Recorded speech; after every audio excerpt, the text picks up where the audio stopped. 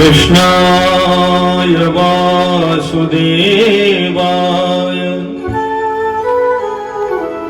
हरये परमात्मने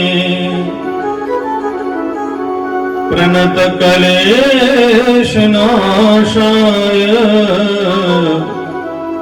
गोविन्दाय नमो नमः।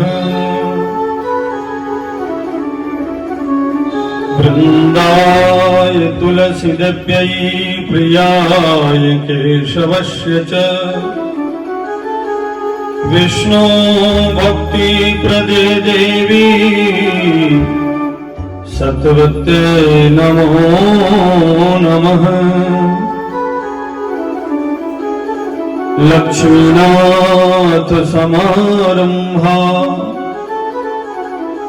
नाथयामुनमध्यमा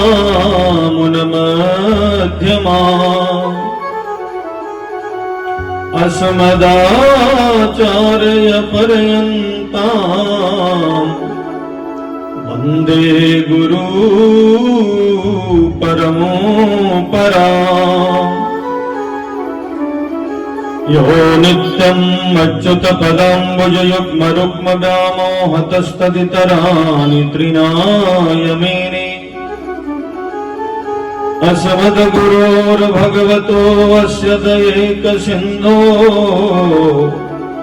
रामानुजस्य चरणौ शरणं प्रपद्ये।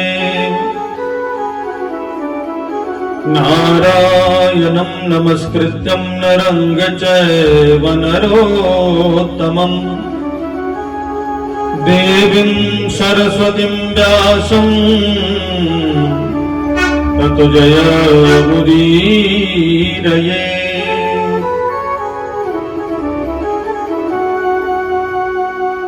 सर्वप्रथम परमानंद पतित पावन कारण करना वर्णालय परम ब्रह्म प्रातपर अखिलेश्वर भगवान श्री राधा गोविंद जी के श्री चरण कमलों में साष्टांग दंडोत प्रणाम करते हुए उनकी हेतु की कृपा की कामना करता हूँ।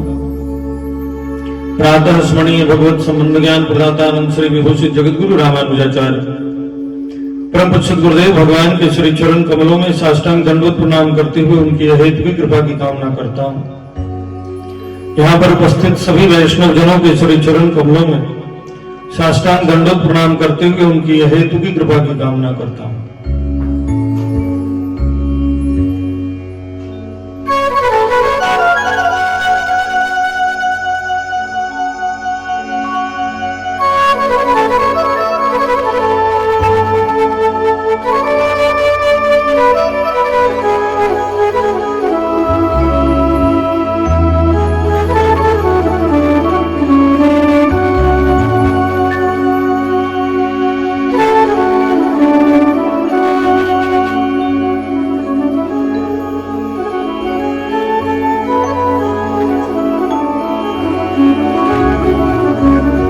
भागवत सप्ताह ज्ञान महायज्ञ का प्रथम दिवस भगवान की असीम कृपा, ठाकुर जी की असीम कृपा से जय श्री राधे, जय श्री राधे।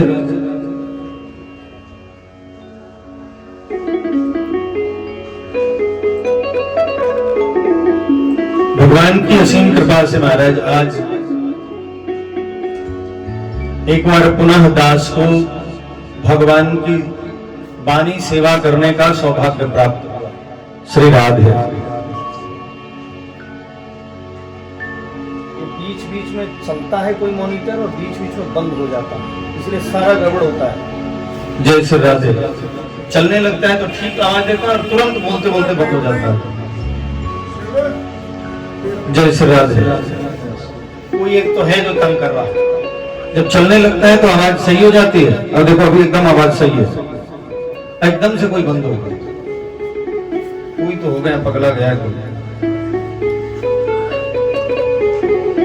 जय श्री राधे, जय श्री राधे। चलिए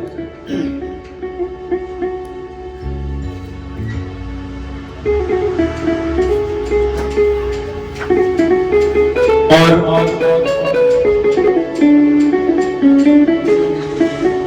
रमेश जी की इच्छा के अनुसार, उनकी इच्छा शक्ति के अनुसार आज भगवान की सेवा का सौभाग्य प्राप्त हुआ है। पहली बार मैं इस घर में आया हूं, देख लिया। सन 2009 से दुकान पर आता हूं। मुझे तो ये लगा कि घर उधर ही है। अब आप देखो, भगवान जब बुलाना चाहते हैं तो कैसे बुलाते हैं, इसका प्रमाण अगर देखना है तो यहां मैं आपको बता रहा हूं। सन 2009 से मैं आता हूं। सन 2009 से आते हुए मुझे ये नहीं पता घर कौन सा है। मैं अभी तक यही समझता रहा कि घर वही है जहां दुकान है, उसके पीछे कोई घर होगा। भगवान की जब लीला, जैसी लीला होती है वैसी ही। मैं लगभग आनंदपुर के घरों में गया हूं, लगभग बहुत सारे घरों में गया हूं, बहुत सारे घर, काफी सारे घर हैं जिन घरों में मैं जनरली गया हूं। लेकिन महाराज, आज अगर इस घर में बुलाया भी ठाकुर जी ने तो अपनी सेवा करवाने के लिए बुलाया। भगवत सेवा में कोई ना कोई निमित्त बनता है।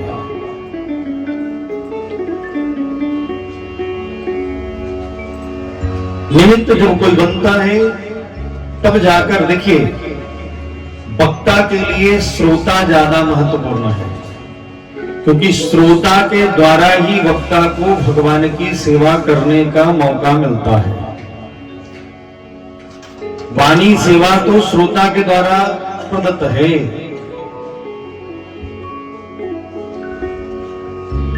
और आज से 1 साल पहले तक इसकी कोई दिमाग में चर्चा भी नहीं थी, मेरे दिमाग में तो नहीं था। और सडनली देखें, भगवान ने ऐसी कृपा की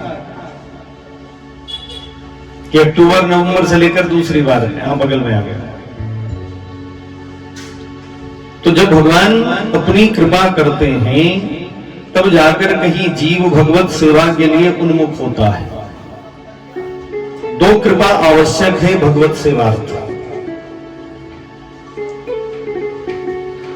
भगवत कृपा आवश्यक है भगवान की सेवा के लिए, और संत कृपा आवश्यक है भगवान की सेवा के लिए। दोनों ही कृपा चाहिए, तब जाकर कहीं जीव को भगवत सेवा का सौभाग्य मिलता है। अन्यथा ये सौभाग्य भी नहीं मिलता है। हमें बड़ा आसान लगता है कि नहीं, चलो जी ये है वो है, कर लेंगे जी, असी कर लेंगे, असी तो कर लेंगे। भैया नहीं होता, चाह कर भी नहीं होगा। और वो भी भागवत ऐसी सेवा प्राप्त हो जाए,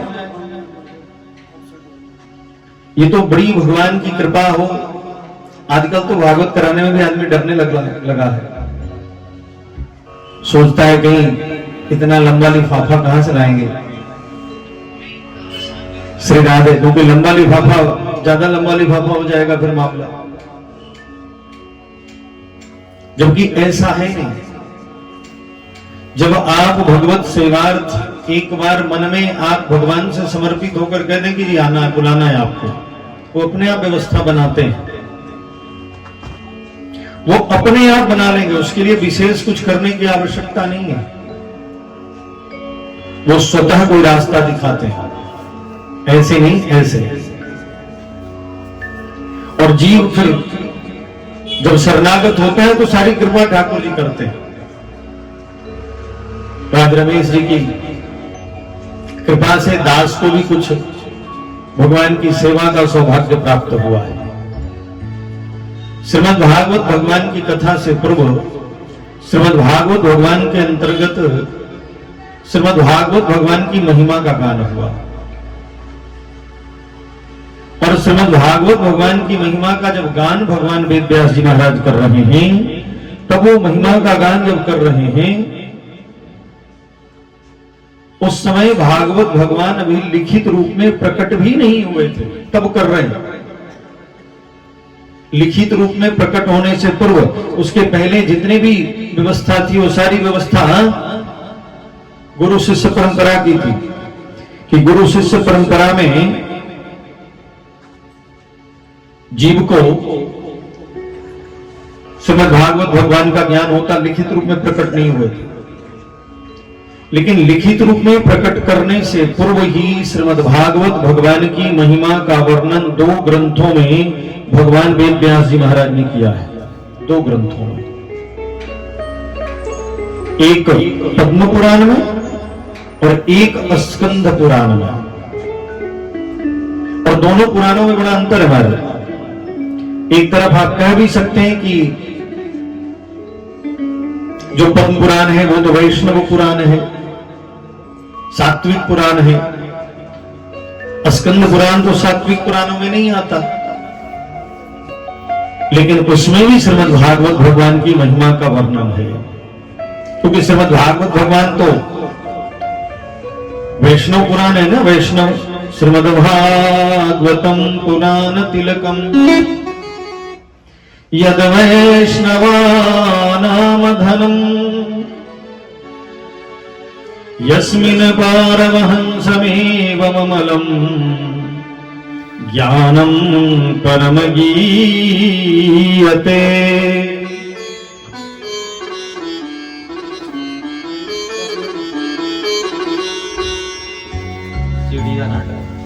श्री राधे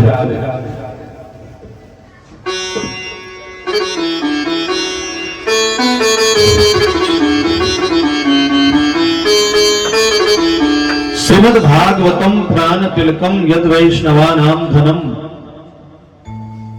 यद वैष्णवानाम धनम। श्रीमद् भागवत वैष्णवों का धन है।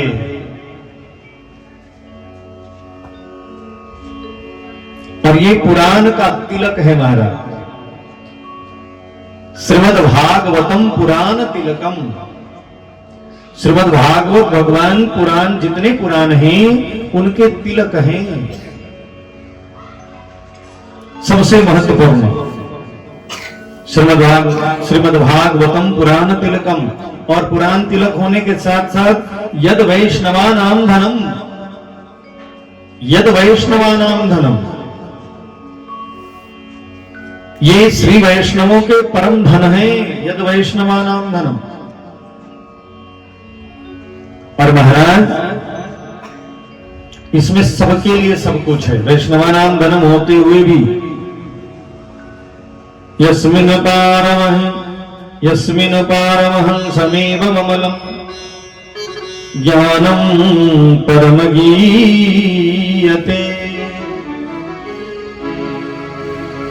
ये महाराज इसमें परमहंसों के लिए भी परम प्राप्त ज्ञान का वर्णन किया गया है, यानी उनके लिए भी ये धन है। ज्ञान, वैराग्य, भक्ति, ऐसा। और इसी कारण से इनकी महिमा का वर्णन 2 पुराणों में आया। और भागवत भगवान अकेले ऐसे हैं जिनकी महिमा का वर्णन 2 पुराणों में आया, बाकी किसी का नहीं आया। बाकी सब ऐसे ही मामला, उनके पुराण का उनका ही वर्णन है, करेंगे तो ये मिलेगा, ये होगा तो ये होगा। और जो श्रीमद् भागवत भगवान के अंतर्गत शुरुआत में जो भागवत महात्मा का वर्णन आता है वो पद्म पुराण वर्णित है। और इस वर्णन में महाराज प्रथम श्लोक में ही बड़ी सुंदर मंगलाचरण करते हैं। और अगर ये मंगलाचरण आपको समझ में आ जाए तो जीवन समझ में आ जाएगा कि जीव का कर्तव्य क्या है और जीव को करना क्या चाहिए। ये आपको पूर्णतः समझ में आ जाएगा।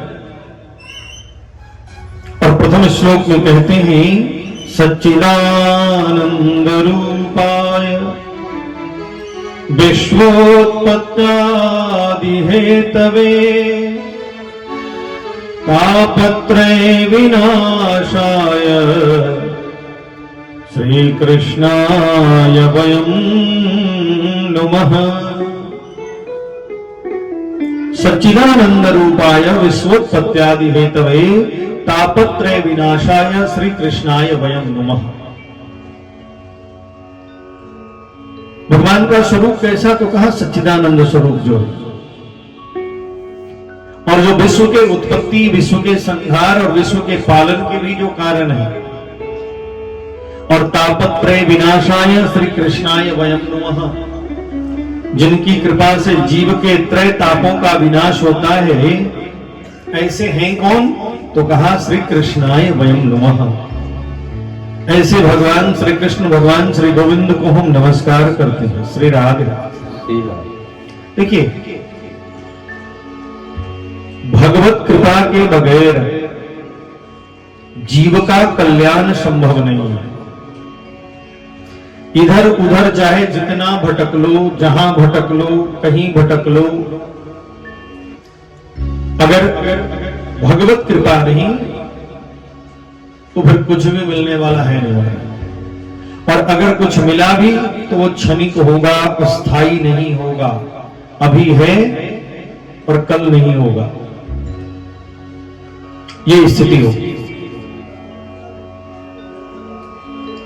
तो ऐसे भगवान को छोड़कर हम इधर उधर पता नहीं क्यों भटकते रहते हैं।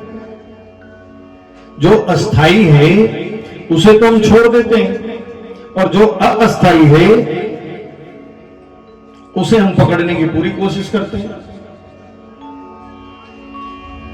हमें पता है ये टिकेगा नहीं, लेकिन हम इस भ्रम में रहते हैं यही टिकेगा, और बाकी तो फिर व्यवस्था ही अलग है, सोच भी नहीं रहे उसके लिए। दूसरे श्लोक में सुखदेव जी की स्तुति है। यम प्रव्रजन्तमनुपेतमपेत कृत्यम द्वैपायनो विरह कातरया जुहाव पुत्रेति तन्मयतया तरवोऽभिनेदुः स्तं सर्वभूत हृदयं मुनिमानतोऽस्मि।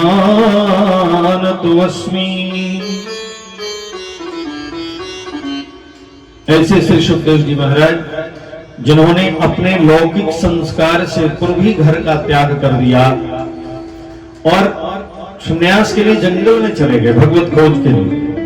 जब वो जा रहे थे तो द्वैपायनो विरह कातर आजुहाव, भगवान वेदव्यास जी महाराज उनके पीछे हा पुत्र कर कर दौड़े तेजी के साथ। उन्होंने उत्तर नहीं दिया, बदले में वृक्षों ने उत्तर दिया। ऐसे श्री सुखदेव जी महाराज को हम नमस्कार करते हैं। श्री राधे। नैमिषारण्य का क्षेत्र है, और नैमिषारण्य में श्री राधे सूत जी महाराज विराजमान है।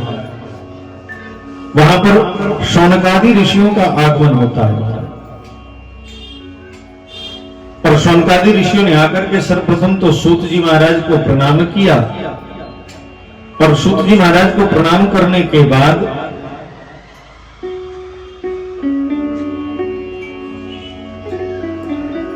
कहा, गुरुदेव हमारे मन में कुछ प्रश्न है, जिज्ञासा है, और आपका ज्ञान तो अज्ञान रूपी अंधकार को काटने के लिए भगवान सूर्य के समान है, पर मेरे मन में कुछ द्वंद चल रहा है हम लोगों के मन में, क्योंकि ये कथा सुनने में बड़े निपुण हैं। भगवान वेदव्यास लिखते हैं, कथा अमृत रसास्वाद कुशल, ये कथा रूपी अमृत सुनने में बड़ी कुशल हैं, बड़े चतुर हैं। किसी न किसी प्रकार से ये श्रीमद भगवान की कथा को सुनते ही हैं। तो यहां आए और आकर के महाराज प्रणाम किया और कहा, सूताख्याहि कथा सारम मम कर्ण रसायनम। हे सूत जी महाराज, हमें कोई ऐसी कथा सुनाएं जो हमारे कान के लिए रसायन का काम करे। रसायन का यानी कोई आम भाषा में समझिए तो दवा का,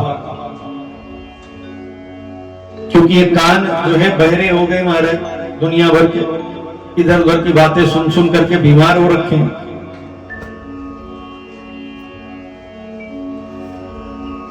कान को भी दवाई चाहिए, लेकिन कान की दवाई जो हम डलवाते हैं अभी बाजार से लेकर के ड्रॉप, वो ओरिजिनल दवाई नहीं है। इस कान की ओरिजिनल जो दवा है वो दवा तो है भगवान की कथा का रस।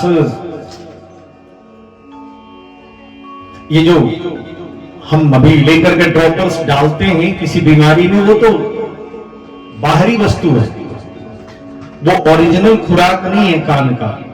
जो हम जिंदगी में वार्तालाप कर रहे होते हैं वो ओरिजिनल खुराक नहीं है, ओरिजिनल उसका भोजन नहीं है हमारा। ओरिजिनल तो है भगवान की कथा। इसलिए कहा कोई ऐसी कथा सुनाए जो मेरे कान के लिए रसायन का काम करे, यानी ऐसी दवा का काम करे। रसायन कहते हैं एक इस प्रकार की दवा को जो किसी भी स्थिति परिस्थिति में अगर आप ले रहे हैं तो आपको नुकसान न करे, जिसका कोई साइड इफेक्ट ना हो। आयुर्वेद में रसायन कहा गया, सबसे बढ़िया रसायन माना जाता है आंवला, हरड़ और बहेड़ा, सबसे उत्तम कोटि के रसायन है। आंवला कैसे भी खा लो, चटनी बना लो, सूखा खा लो, गीला खा लो, कैसे भी खा लो, गुस्से में खा लो, उसने लगना ही बढ़िया ही है, उसने शरीर को कुछ न कुछ देना ही है। तो यहां पर शौनकादि ऋषियों ने कहा कोई ऐसी कथा सुनाए जो हमारे लिए रसायन का काम करे। और फिर सूत जी को देखा कि ये मुस्कुरा रहे हैं, थोड़े से अनुकूल हैं, तो अनुकूल देख करके कहा गुरुदेव तुम्हारे मन में जो प्रश्न है उन प्रश्नों का उत्तर दे दीजिए, जिज्ञासा शांत करिए। पहला प्रश्न क्या किया? पहला प्रश्न करते हैं कि भक्ति ज्ञान विरागप्तो विवेको वर्धते महान, माया मोह निरासश्च वैष्णवैः क्रियते कथम। पहला प्रश्न, भक्ति ज्ञान विरागत्तो विवेको वर्धते महान। गुरुदेव जीवन में भक्ति ज्ञान और वैराग्य की प्राप्ति कैसे होती है? पहला प्रश्न है। दूसरा प्रश्न, माया मोह निरासश्च वैष्णवैः क्रियते कथम। वैष्णव जन अपने आप को इस सांसारिक माया मोह से दूर कैसे कर लेते हैं? इनके पास ऐसी कौन सी बूटी है जिसके द्वारा ये अपने आप को माया और मोह से दूर कर लेते हैं, डिटैच कर लेते हैं? ऐसा क्या है इनके पास? श्री राधे। दूसरे प्रश्न में पूछा, तीसरे प्रश्न में पूछा कि ये कलयुग आ गया है गुरुदेव, और कलयुग में जीव भयंकर भयंकर पाप कर्म करता है, और अपने द्वारा किए गए पाप कर्म के कारण ही अनेकों प्रकार के कष्ट को भोगता है, अनेकों प्रकार के कष्ट को भोगता है अपने द्वारा किए गए पाप कर्म के कारण। तो कोई ऐसा उपाय बताएं जो श्रेष्ठ हो और ऐसे जीवों को उनके दुखों से क्लेशों से छुटकारा दिला सके। चौथे प्रश्न में पूछा कोई ऐसे साधन का उपयोग करें गुरुदेव जो समस्त साधनों में सर्वश्रेष्ठ हो। जितने भी प्रकार के संसार में साधन हैं उनमें सर्वश्रेष्ठ हो, और जिसमें ये क्षमता हो कि अपवित्र को भी पवित्र कर दे, यानी जो अपवित्र को भी पवित्र करने वाला साधन हो वो बताए। और पांचवें प्रश्न में पूछा गुरुदेव हमें उस साधन का उपदेश करें जो भगवान श्री कृष्ण से हमें मिला दे, उनकी प्राप्ति करा दे। इसके पश्चात महाराज फिर गुरु की महिमा का वर्णन किया है।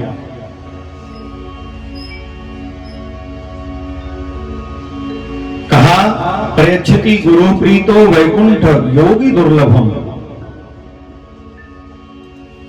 बड़े बड़े योगियों के अगर गुरुदेव प्रसन्न हो जाएं तो बड़े बड़े योगियों के लिए भी जो दुर्लभ वैकुंठ है उसकी प्राप्ति करा देते हैं।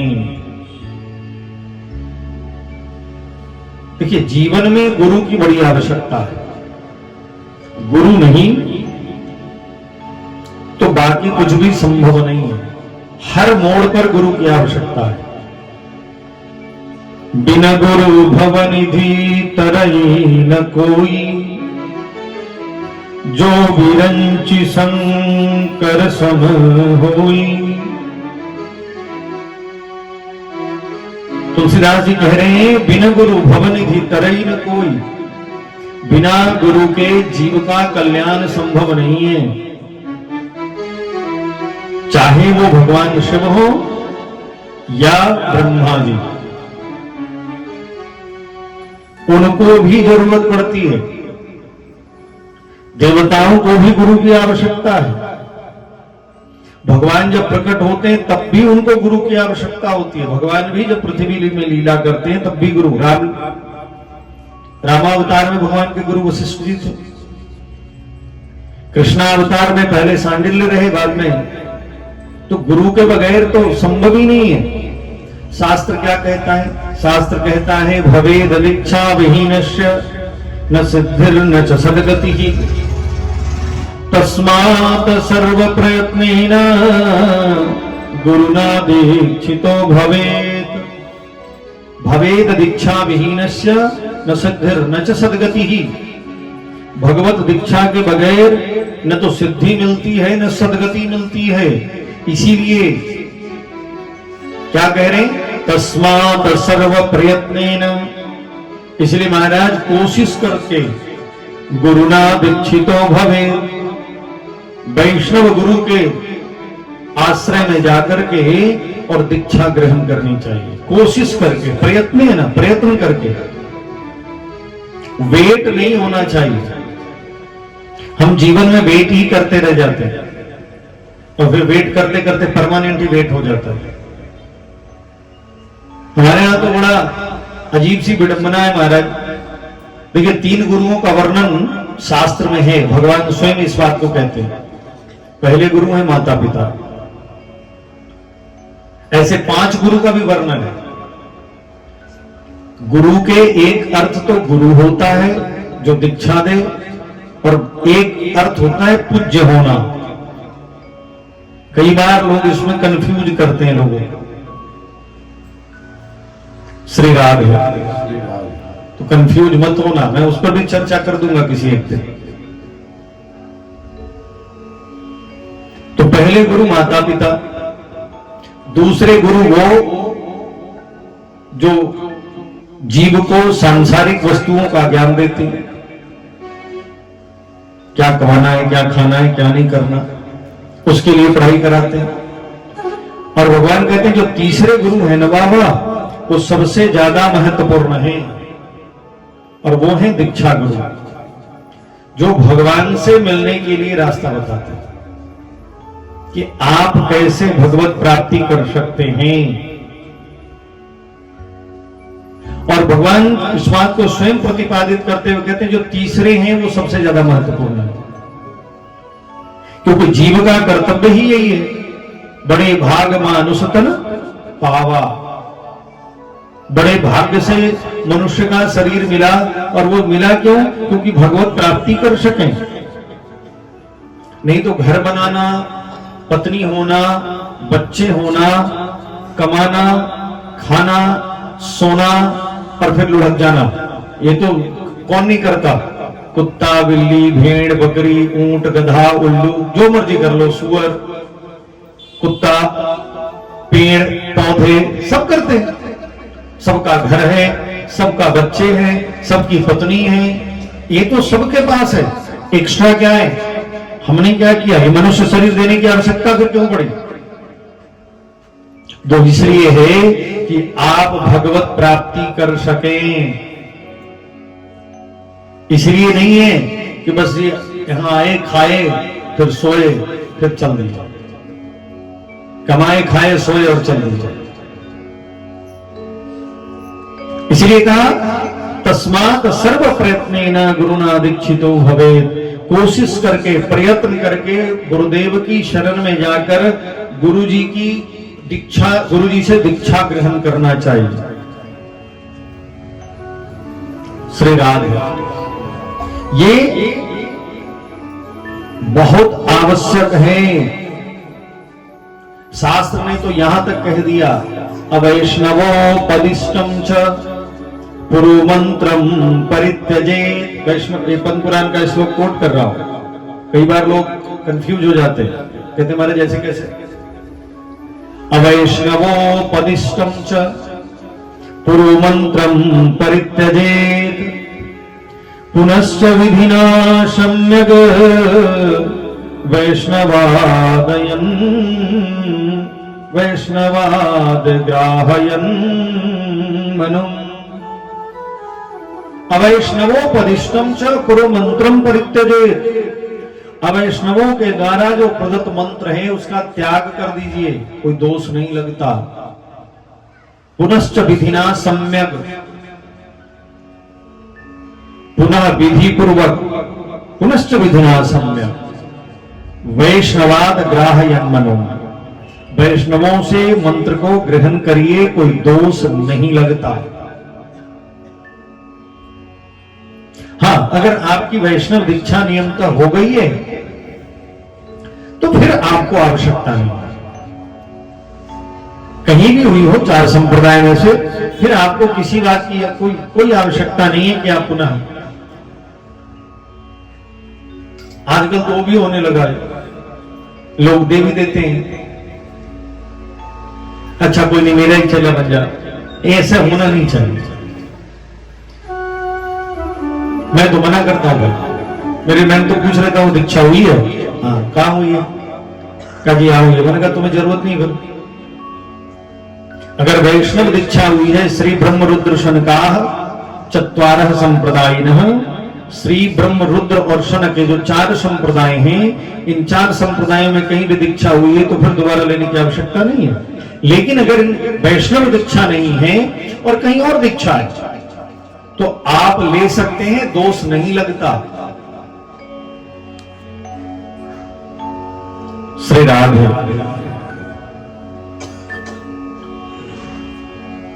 इसलिए जीवन में गुरु की बड़ी आवश्यकता है, जिसका वर्णन यहां शौनकादि कर रहे हैं कि गुरुदेव के पास जाकर के और वैष्णव दीक्षा ग्रहण करना चाहिए। कई बार लोग कह देते हैं कि माताओं को दीक्षा नहीं लेनी चाहिए, ऐसा भी रिवाज है। इधर पंजाब में तो काफी रिवाज है, हिमाचल वाले और कहते हैं माताओं को नहीं लेना चाहिए। श्री राधे।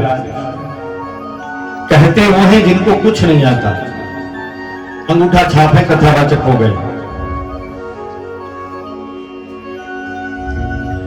श्री राधे। कहते जी नहीं लेना चाहिए। गोलू को पता होगा, गोलू कथाओं में जाता है, बोलते होंगे लोग।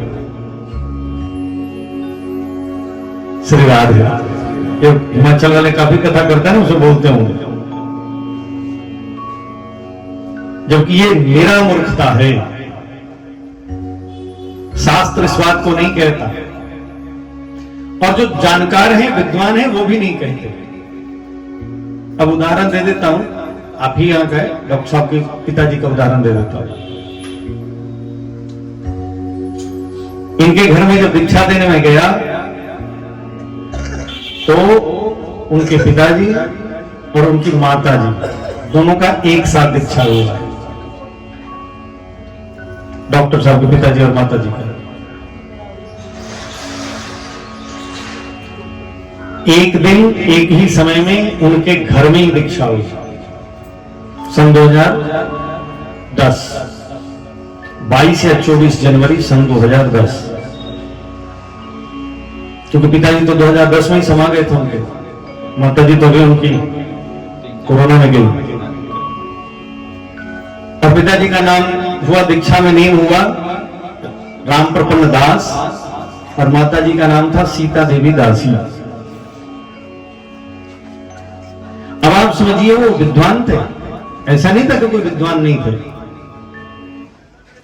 इस क्षेत्र के पहले कथावाचक रहे, प्रकांड विद्वान रहे, उस जमाने के शास्त्री रहे।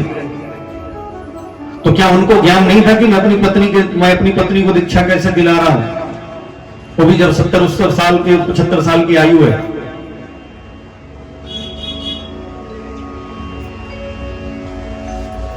उदाहरण क्या देंगे?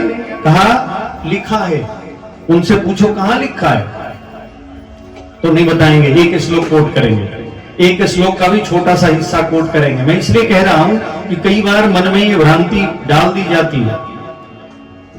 और वो श्लोक का छोटा सा हिस्सा क्या है? वो है पतिरेको गुरु स्त्री नाम। अब इसका सीधा सीधा अर्थ देखेंगे तो इसका सीधा सीधा अर्थ यही है कि भैया स्त्रियों के लिए पति ही गुरु है। पतिरेको गुरु स्त्री नाम, सीधा अर्थ तो यही है, सिंपल अर्थ। आम भाषा में देखें तो इसका सिंपल सा अर्थ है कि स्त्रियों के लिए पति ही गुरु है।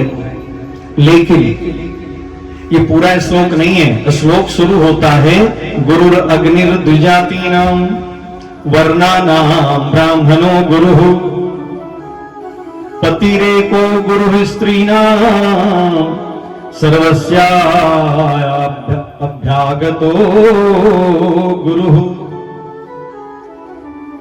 सर्वस्य अभ्यागतो गुरु। पहला श्लोक कहां शुरू हो रहा है? कह रहा है गुरुर अग्निर द्विजाती नाम।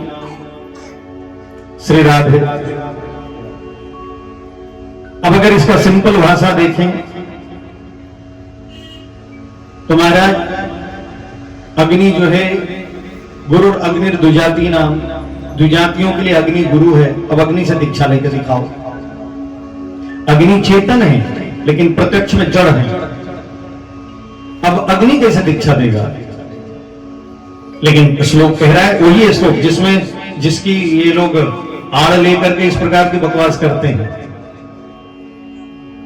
उस श्लोक का स्टार्टिंग है गुरु अग्नि द्विजाती नाम, द्विजातियों के लिए अग्नि गुरु है। फिर कहते हैं वर्णा नाम ब्राह्मणों गुरु, सभी वर्णों के लिए ब्राह्मण गुरु है। दो हो गए गुरु। द्विजातियों के लिए अग्नि भी गुरु है और वर्णा नाम ब्राह्मणों गुरु, सभी वर्णों के लिए ब्राह्मण गुरु है। फिर इसी लाइन में कहते हैं पतिरेको गुरु स्त्री नाम, स्त्रियों के लिए पति ही गुरु है। तो वर्ण में क्या स्त्री नहीं आते? तो स्त्रियों के लिए कितने गुरु हो गए? अब भैया पहले तो ब्राह्मण भी गुरु है और पति भी गुरु बन गया। फिर कहा अभ्यागतो, सर्वस्य अभ्यागतो गुरु। अभ्यागत जो है श्री राधे, यानी अतिथि जो है महाराज, वो सबका गुरु है। बताओ, गेस्ट भी गुरु है। अगर सिंपल अर्थ निकालें तो यही हो गया। अब यहां कितना कंफ्यूजन है। द्विजातियों के लिए अग्नि गुरु है जो दीक्षा दे ही नहीं सकता। फिर कहते हैं वर्णा नाम ब्राह्मणों गुरु, सभी वर्णों के लिए ब्राह्मण गुरु है। पति के लिए स्त्री गुरु है। फिर कहते हैं जी नहीं, अभ्यागत तो सबका गुरु है। तो अब कितना गुरु बनावे, कैसे बनावे? श्री राधे। यहां गुरु शब्द का अर्थ है पूज्य। कई अर्थ होते हैं। गुरु शब्द का अर्थ है पूज्य। अग्नि जो है वो द्विजातियों के लिए पूज्य है, सभी वर्णों के लिए ब्राह्मण पूज्य हैं, स्त्रियों के लिए पति पूज्य है और अतिथि सभी के लिए पूज्य हैं। अतिथि देवो भवः। मंत्र तो कोई भी ले सकता है। पद्म पुराण का श्लोक कोट कर रहा हूं आपको। क्या कह रहे हैं भगवान वेदव्यास जी? क्या लिख रहे हैं?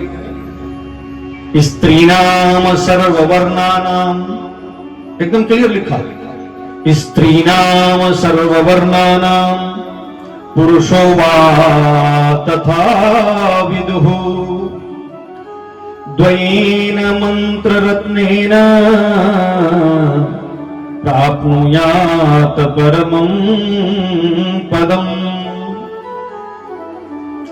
स्त्रीणाम सर्ववर्णानाम, सभी वर्णों की स्त्रियां, या पुरुषो वा तथा विदुः, यानी ब्राह्मण क्षत्रिय वैश्य और शूद्र, इन सभी वर्णों की स्त्रियां, इन सभी वर्णों के पुरुष का कल्याण कभी होता है जब द्वयेन मंत्र रत्नेन, जब वो प्राप्त करते हैं। ये साफ साफ शब्दों में शास्त्र में लिखा है। दीक्षा महाराज हर कोई ले सकता है, और शास्त्र तो यहां तक कह दिया कि जब आप बगैर दीक्षा के यहां तक का भजन भी करते रहिए उसका फल नहीं मिलता। श्री राधे, पूजा इत्यादि करने के लिए भी दीक्षित होना आवश्यक है। जबो देवार्चन विधि कार्यो दीक्षान वितैर्नरैः अथ दीक्षा विहीनो हि वर्तते भुवि पापभुक्।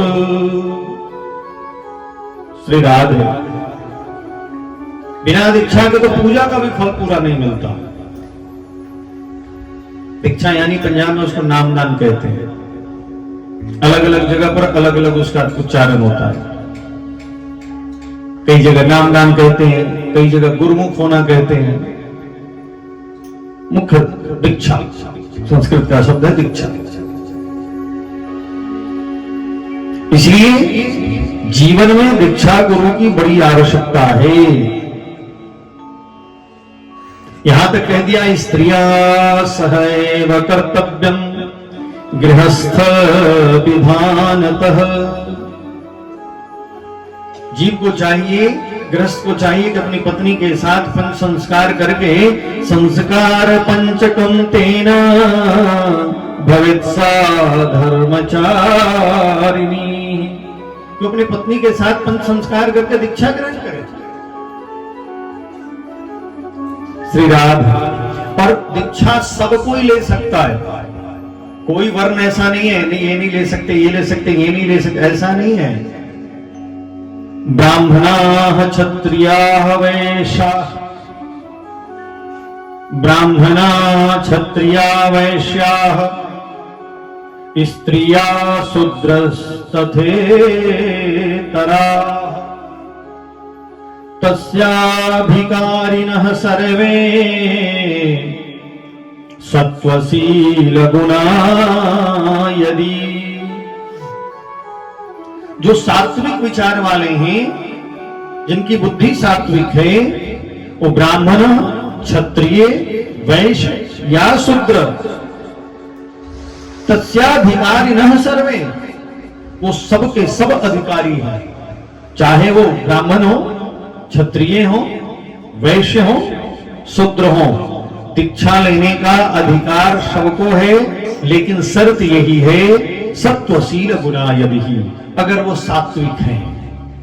सात्विक नहीं है तो किसी को लेने का अधिकार नहीं है। यहां पर वर्ण का कोई भेद नहीं है महाराज। चारों वर्ण के लोग दीक्षा ले सकते हैं, चारों आश्रमों के लोग दीक्षा ले सकते हैं। 4 आश्रम है ना, ब्रह्मचर्य, गृहस्थ, वानप्रस्थ और सन्यास। तो कहा प्राप्ताये वैष्णवीं दीक्षां वर्णाश्चत्वारयाश्रमाः चातुर्वर्ण्यस्त्रियश्चैते प्रोक्तास्तत्राधिकारिणः। वैष्णवी दीक्षा के, वैष्णव दीक्षा के वर्णाश्चत्वार आश्रमाः, 4 वर्ण और 4 आश्रम के जीव भी दीक्षा ग्रहण कर सकते हैं। इसमें किसी का कोई भेद नहीं है महाराज कि ये लेगा और ये नहीं लेगा, इसको मिलेगा और इसको नहीं मिलेगा। और जीवन में गुरु की आवश्यकता भी है, बगैर गुरु के कल्याण भी संभव नहीं है। इसलिए यहां पर शौनकादि ऋषि गुरु की महिमा का बखान करते हुए कहा, प्रेक्षिति गुरु प्रीतो वैकुंठ योगी दुर्लभम। अगर गुरुदेव प्रसन्न हो जाए तो बड़े बड़े योगियों के लिए दुर्लभ जो वैकुंठ है उस वैकुंठ की प्राप्ति करा देते हैं। वैकुंठ मिल जाता है। बड़े बड़े योगी हजारों वर्ष तक तपस्या करते हैं, वैकुंठ नहीं मिलता। लेकिन अगर वैष्णव गुरु प्रसन्न हो जाए तो जीव को वैकुंठ की प्राप्ति करा देते हैं। इसलिए हे गुरुदेव, हम पर कृपा करके हमारे इस शंका का निराकरण करिए। तो सूत जी महाराज को बड़ी प्रसन्नता हुई। कहा, सौनक जी, हम जानते हैं आपका जो हृदय है ना, जो अंतःकरण है, वो भगवत प्रेम से ओतप्रोत है। आप दिन रात भगवत सेवा में लगे रहने वाले जीव हैं। लेकिन जो आपने ये प्रश्न किया है, जगत कल्याण भी प्रश्न है, तो मैं आपके प्रश्नों का उत्तर जरूर दूंगा। और जो मैं आपको बताने जा रहा हूं वो समस्त शास्त्रों का निचोड़ है, समस्त शास्त्रों का पूरा। लेकिन जो मैं आपको बताने जा रहा हूं वो इतना महत्वपूर्ण है महाराज, इतना महत्वपूर्ण है कि आप इसे साधारण समझ करके कि ये चलो ठीक है, कथा ही तो हो रही है, चलेंगे। लोग कहते हैं ना, चलना है, कर लेना है, कल चलना, आज चलना, परसों चलना, परसों चलना। ऐसा हम दिन रात सोचते रहते हैं महाराज। हमारा दिन रात यही दिमाग में चलता रहता है कि ऐसे ही है। श्री राधे। लेकिन ऐसा है नहीं। करें, जो मैं सुनाने जा रहा हूं समस्त शास्त्रों का निचोड़ है। और ये ऐसा निचोड़ है कि जीव के समस्त जन्म मरण के जो दुख हैं, चक्र हैं, उनको नष्ट कर सकता है। और यही नष्ट करने वाला उपाय है। जो साधन मैं आपको बताने जा रहा हूं, उस साधन के द्वारा भक्ति समृद्ध होती है। उस साधन से भगवान को सबसे ज्यादा प्रसन्नता होती है, जो मैं बताने जा रहा हूं।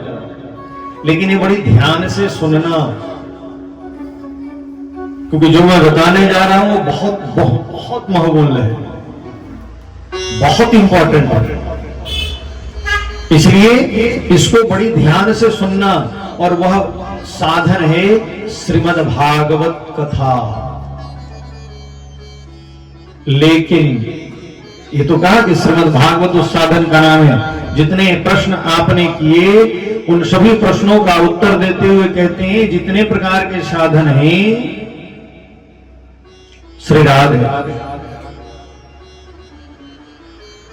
और महाराज, इस साधन जितने भी प्रकार के, क्योंकि प्रश्न थे भक्ति, ज्ञान और वैराग्य की प्राप्ति कैसे हो, वैष्णव जन अपने आप को माया मोह से दूर कैसे रखते हैं, कलयुग में जीवों का परम कल्याण करने वाला साधन बताइए। अपवित्र को भी जो पवित्र करने की क्षमता रखता हो वो बात जाननी है, और भगवान श्री कृष्ण की प्राप्ति करा दे वो साधन जाननी है। तो इसका उत्तर देते हुए कहते हैं कि राजन, जो मैं बताने जा रहा हूं शौनकादि ऋषियों, ये बहुत महत्वपूर्ण है। और उस प्रश्न, इन सभी प्रश्नों का उत्तर देते हुए कहते हैं, इनके लिए उपाय है श्रीमद् भागवत भगवान की कथा। लेकिन ये इतना आसान नहीं है। जन्मांतरे भवेत पुण्यम तदा भागवतम लभेत। जब कई जन्मों के पुण्य का उदय होता है तब जाकर कहीं श्रीमद् भागवत कथा श्रवण करने का सौभाग्य मिलता है। कई जन्मों के पुण्य का उदय होता है। तो कहोगे नहीं जी, ऐसी तो बतेरे सुन लिए, नहीं सुने। लगता है हमने सुन लिया। अब उदाहरण के लिए मैं भी समझा देता। यहां पर कितने लोग अभी बैठे हैं, परसों होते होते देखना, चौथे दिन होते होते भर जाएगा। चौथे दिन आते आते यहां पर जगह नहीं होगी, भरेगा, लोग काफी हो जाएंगे। अब आप ये देखिए कि उनसे भी पूछेंगे तो कहेंगे बहुत सुने कथा, कई जगह कथा सुनी हमने, लेकिन वो चौथे दिन आए, कोई तीसरे दिन आया, कोई दूसरे दिन आया, और कई लोग आए तो सो भी गए। आपको ऐसे भी लोग मिलेंगे कथा में जो आने के बाद सो जाते हैं। ऐसा नहीं कि वो सोने आए हैं, वो क्यों इतना दूर से चल करके कोई बंदा आएगा, अपने घर में बेड लगे पड़े हैं, गद्दे लगे पड़े हैं, रजाई लगा पड़ा है, एसी लगा पड़ा है, कूलर लगा पड़ा है, वहां सोएगा? वो यहां क्यों सोने आएगा? भाई अपना घर छोड़कर कोई दूसरे के घर में सोने क्यों जाएगा? किस कारण से जाएगा बताओ? कोई नहीं जाएगा। काम धंधा सब कुछ छोड़ करके अपने घर परिवार में बच्चों को संभाल कर सारा काम करके वो सोने थोड़े आए हैं, लेकिन उनको नींद आती है। घर में चाहे वो डॉक्टर से दवाई लेके सोते हैं, नींद आने के लिए उनको दवाई चाहिए कि 2 गोली खाएंगे तो नींद आएगी, लेकिन यहां नींद आएगी, यहां वो सोएंगे। कारण ये है कि ऐसा नहीं कि वो सोने आए थे। कई बार हम लोग देखते हैं ना तो हमें हंसी आती है, देखो सौंदे पे, लेकिन हंसने वाली बात नहीं है। आप समझिए इस बात को, वो सो क्यों रहे हैं? वो सो इसलिए रहे हैं कि जन्मांतरे भवेत पुण्यम तदा भागवतम लभेत।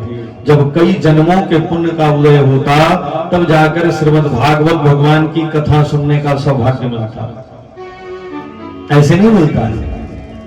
और वो पुण्य है नहीं खाते में तो यहां आके भी सो जाएगा, उतना कथा छूटेगी। 10 मिनट छूटे, 5 मिनट छूटे, 2 मिनट छूटे, छूटेगा जरूर, क्योंकि वो सो गए। सोने आए नहीं थे, लेकिन खाते में पुण्य नहीं था तो नींद आ गई। इसलिए कहा कि मैं बताने जा रहा हूं, बड़ी ध्यान से सुनना। जन्मांतरे भवेत पुण्यम तदा भागवतम लभेत। जब कई जन्मों के पुण्य का उदय होता तब जाकर कहीं श्रीमद् भागवत कथा श्रवण करने का सौभाग्य मिलता। और ये कितना महत्वपूर्ण है इसका उदाहरण देते हुए कहा, मैं बता रहा हूं आपको, जब मेरे गुरुदेव सुखदेव जी कथा सुना रहे थे उस समय देवताओं का वहां पर आगमन हुआ, और देवताओं ने आकर के सुखदेव जी से कहा, आप ये अमृत परीक्षित को पिला दीजिए और बदले में मुझे कथा दे दीजिए। वहां पर मेरे गुरुदेव ने देवताओं को कथा देने से इनकार कर दिया। कहा को कथा को सुधा लोके को काचह को मनिर्महान। कहा तुम्हारा ये तुच्छ अमृत और कहा हमारी कथा। कथा की तुलना वहां मणि से की और अमृत की तुलना कांच से की। कहा जैसे कांच कुछ भी हो, कांच तो कांच ही है, जितना चमकीला हो, मणि की बराबरी, हीरे की बराबरी आम भाषा में समझो तो एक कांच का जो नेकलेस है वो हीरे के नेकलेस की बराबरी नहीं कर सकता, लेकिन कांच वाला ज्यादा चमकता है। जो नकली होते हैं ना, आर्टिफिशियल वाले, आप देखोगे, आप लेने जाओगे ना कोई नेकलेस तो वो ज्यादा चमकता है। बगल में हीरे वाला ओरिजिनल वाला रख दो, कम चमकेगा, और ये नकली वाला ज्यादा चमकता है। इसी प्रकार से यहां पर कहा, इसीलिए तुलना कर रहे, कहा को कथा को सुधा लोके को कांचह को मनिर्वाण।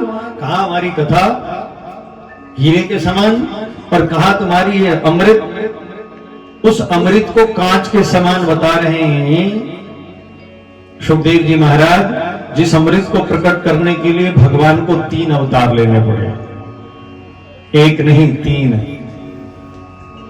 जिस अमृत के लिए देवासुर संग्राम हो गया, जिस अमृत को पीने से जीव अमर हो जाता है,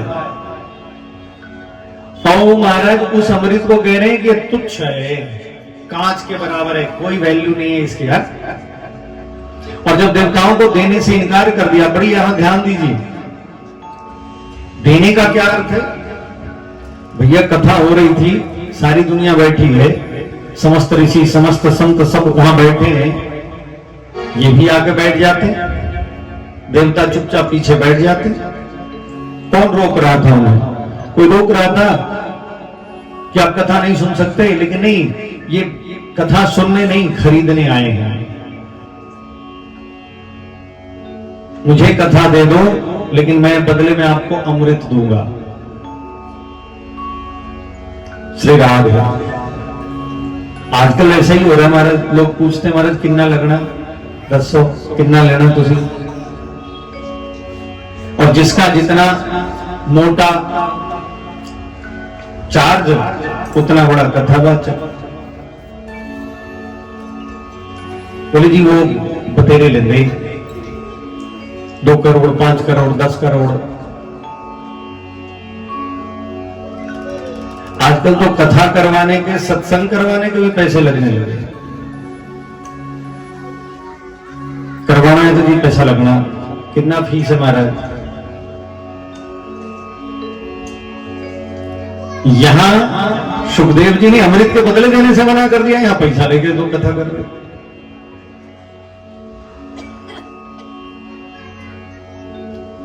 आप समझिए हम कहां जा रहे हैं। और जब देवताओं को दुदकार दिया कि नहीं देंगे तुम्हें, जाओ यहां से, तो देवताओं को बड़ा बुरा लगा, तो ब्रह्मा जी के पास चले गए। वहां जाकर के कहा पितामह ऐसी क्या है उस कथा में जो हमें अमृत के बदले देने से इनकार कर दिया? तो ब्रह्मा जी ने कहा पता अभी देख लेते हैं लाला, तुम्हारे सामने ही कर लेते हैं। देवताओं एक तराजू मंगाई, एक पलड़े पर भागवत भगवान को बिठाया और दूसरे पलड़े पर संसार के समस्त प्रकार के जितने भी प्रकार के पुण्य कर्म थे उनको लाकर बिठा दिया। और वो पुण्य कर्म बिठाने के बाद भी समस्त पूर्ण कर्म, भागवत भगवान के पलड़े को उठाने की बात तो छोड़िए, थोड़ा सा कंपन भी उस पलड़े में नहीं हुआ कि हल्का फुल्का हिलडुल किया हो, कुछ नहीं, नथिंग।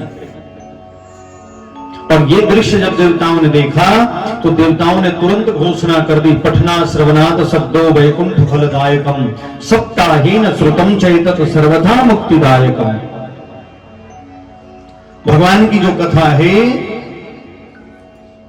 सप्ताहेन श्रुतम चैतत, अगर सप्ताह की विधि से श्रीमद् भागवत की कथा को श्रवण किया जाए तो जीव को निश्चित ही मुक्ति प्रदान करती है, जीव को निश्चय ही वैकुंठ प्रदान करता है।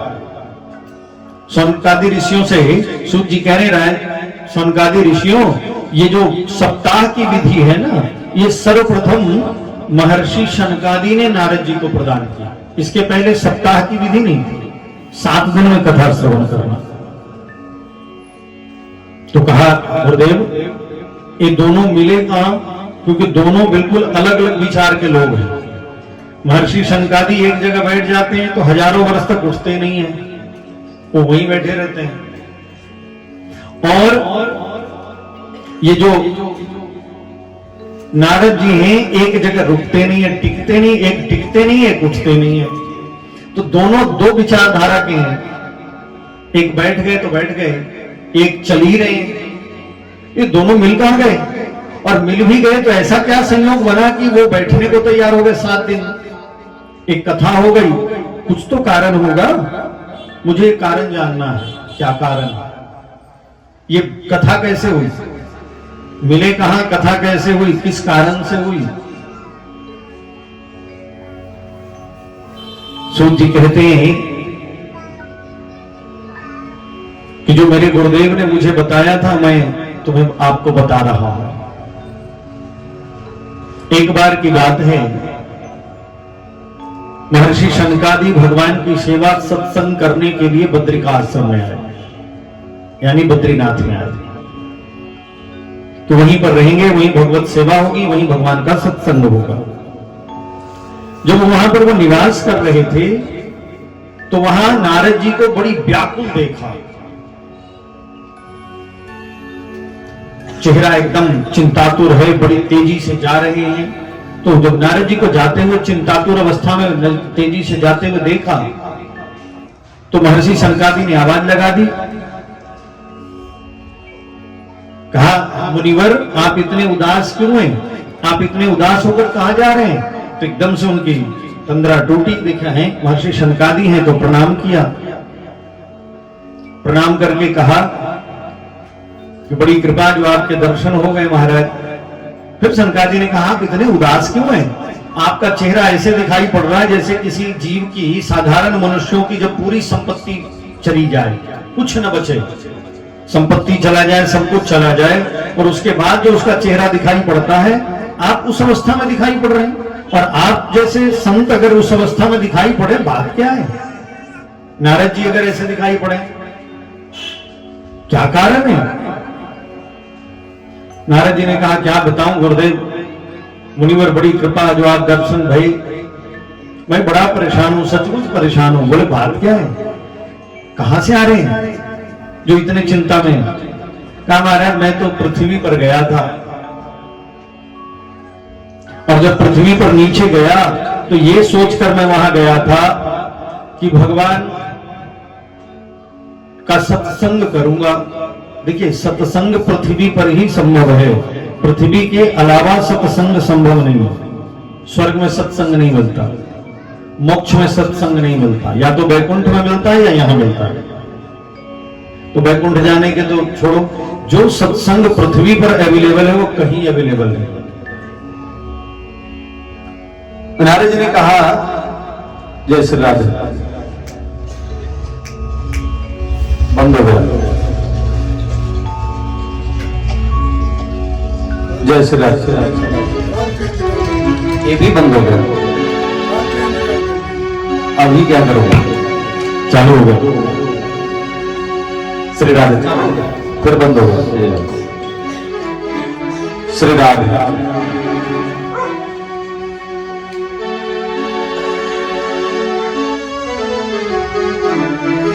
जय श्री राधे। महाराज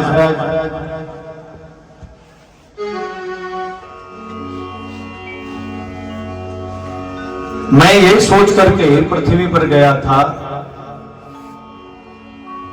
कि वहां जाऊंगा और जाकर सत्संग करूंगा, लेकिन जब वहां गया तो मैंने क्या देखा? पुष्कर, प्रयाग, काशी, गोदावरी, हरिद्वार, कुरुक्षेत्र, श्रीरंगम, सेतुबंध, इन सभी जगहों पर मैं भ्रमण करता रहा। वहां मुझे कहीं भी शांति नहीं मिली। अधर्म का जो मित्र है कलयुग, उसने पृथ्वी पर अपना अधिकार जमा लिया है। चारों तरफ लोग झूठ बोलने वाले हो गए हैं, कहीं भी सत्य, तपस्या, दया, पवित्रता नहीं दिखाई पड़ता। लोग पाखंडी हो गए, अपना पेट पालना ही उनके लिए पुरुषार्थ है कि भाई हमारा पेट भर जाए, यही सबसे बड़ा चीज है। और तो और महाराज इन दृश्यों को देखता हुआ जब मैं श्री राधे आगे बढ़ा तो देखा घरों में स्त्रियों का राज हो गया है। तरुणी प्रभुता गे है श्याल को बुद्धिदायक, घर में नौजवान स्त्रियों का राज्य हो गया है और श्याल को बुद्धिदायक, सलाह देने वाले साला और साली बन गए हैं। अब माता पिता से कोई सलाह नहीं लेता, अब तो महाराज साला और साली से सलाह लिया जाता है। आज वास्तविकता है महाराज।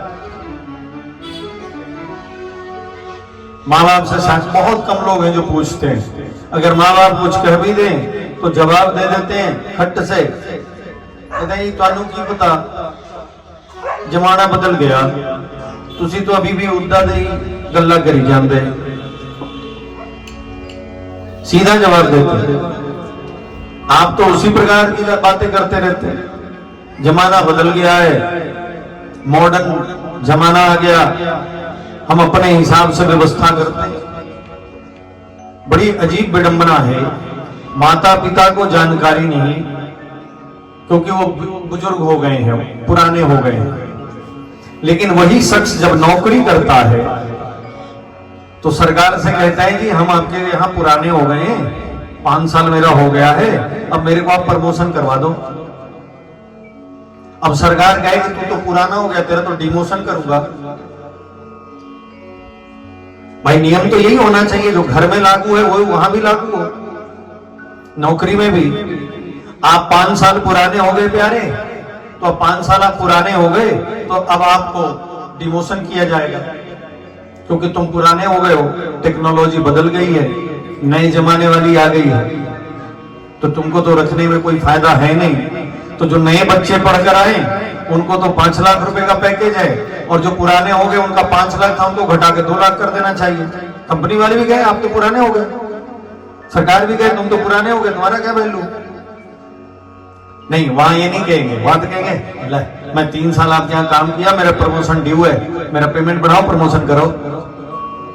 नहीं करोगे तो हड़ताल करेंगे, करते हैं ना। फिर वहां ऐसे कैसे, घर में क्यों नहीं। लेकिन घर में जो माता पिता बैठे हैं, जो 70 साल की आयु है, जिनके पास 50 साल का मिनिमम एक्सपीरियंस है,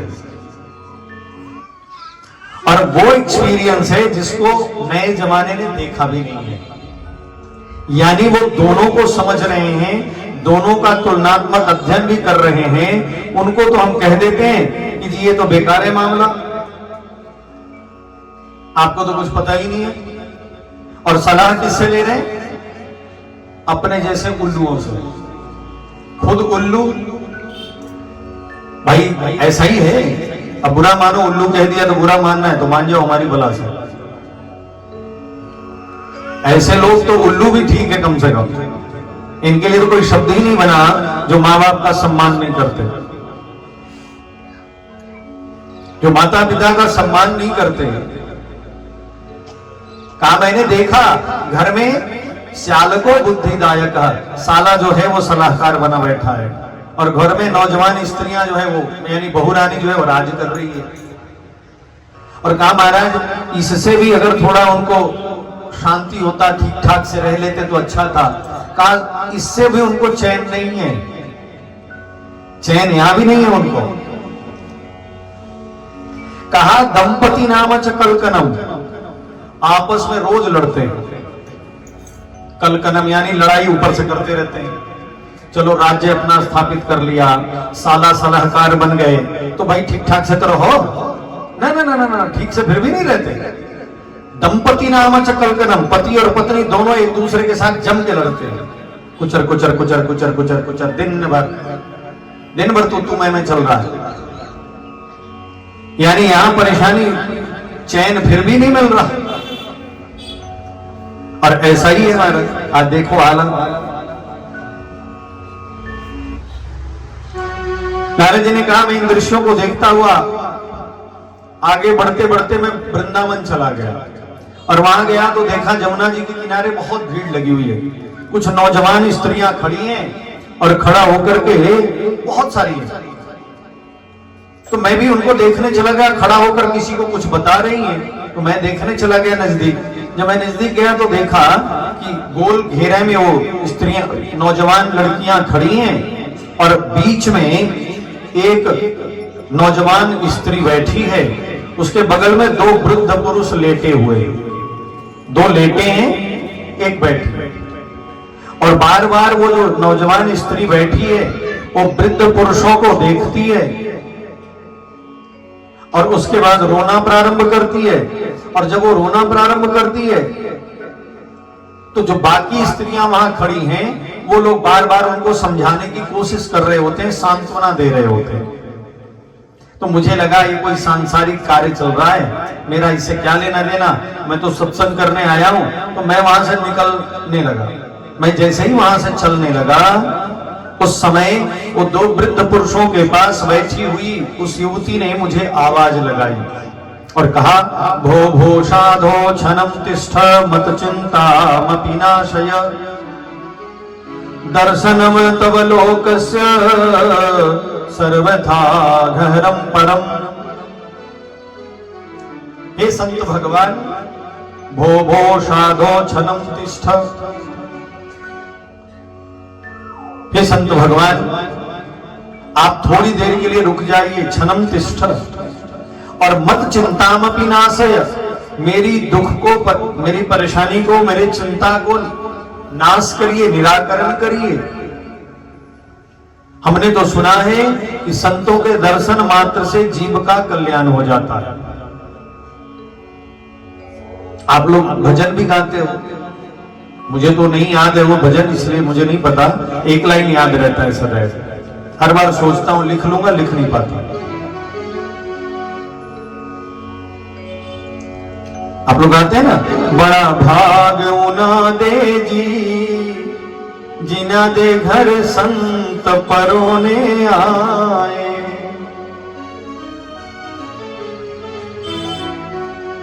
तो यहां इसी बात को प्रतिपादित करते हुए भक्ति कह रही है, वो जो युवती है वो कह रही है, दर्शनम तव लोकस्य, मात्र दर्शन मात्र से सर्वथा घरम परम,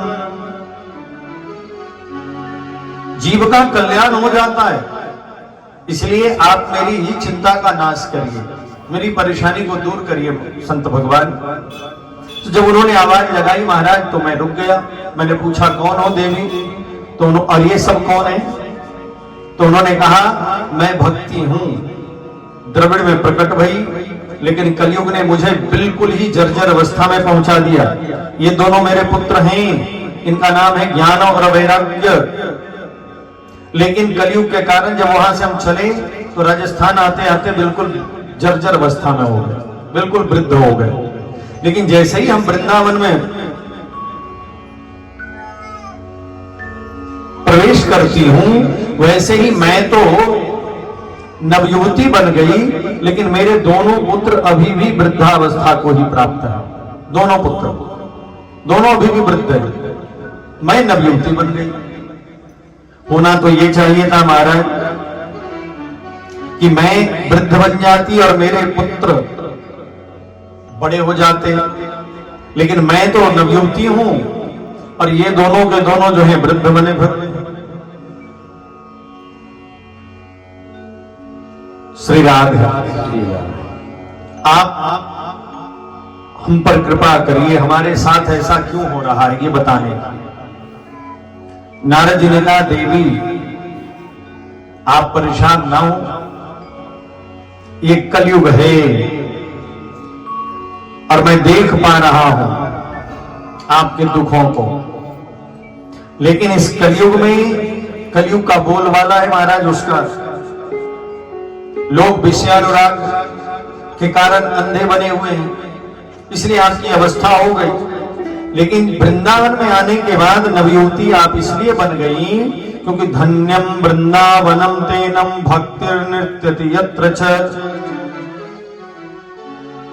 ये वृंदावन है देवी जहां भक्ति चारों तरफ नाचती हुई मिलती है। यहां भक्ति के चाहने वाले हर कोई है, लेकिन ज्ञान और वैराग्य को यहां कोई नहीं चाहता, और कलयुग का प्रभाव है, इसलिए इस प्रकार से आपके साथ हो रहा है। तो वृंदावन में आने के कारण आप तो नवयुवती बन गई क्योंकि यहाँ भक्ति के चाहने वाले लोग हैं, लेकिन आपके पुत्र को यहाँ कोई नहीं चाहता। वृंदावन की भूमि ज्ञानियों की भूमि नहीं है, वहां बड़े बड़े ज्ञानी आए और वहां से भक्त बन के निकले। उद्धव जी के जमाने की बात छोड़िए, अभी के जमाने की बात है, प्रबोधानंद सरस्वती ऐसे सन्यासी आए और फिर वृंदावन से निकल ही नहीं पाए। श्री राधे, जय श्री राधे,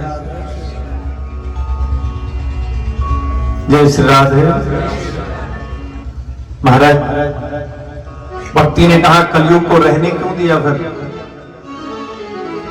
कहा परीक्षित ने रहने का स्थान दे दिया है। कहा क्यों, मार दिया होता, जब सब कुछ इसमें खराब ही है तो मारा क्यों नहीं, मार दिए होते तो अच्छा होता, मार देना चाहिए था। यहां पर नारद जी कहते हैं देवी सब कुछ खराब जरूर है, लेकिन एक बहुत अच्छा भी है। अब यहां भक्ति को बड़ा आश्चर्य हुआ है, ऐसा क्या अच्छा है जो इतने बड़े बड़े गलतियों को ढक गया। इतना अच्छा क्या है, इतनी बड़ी बड़ी गलती, और अगर वो ढक जाए ये कैसे संभव है। तो भक्ति ने कहा आखिर ऐसा क्या अच्छा दिखा जो सब कुछ बुरा होते हुए भी रहने का स्थान दे दिया।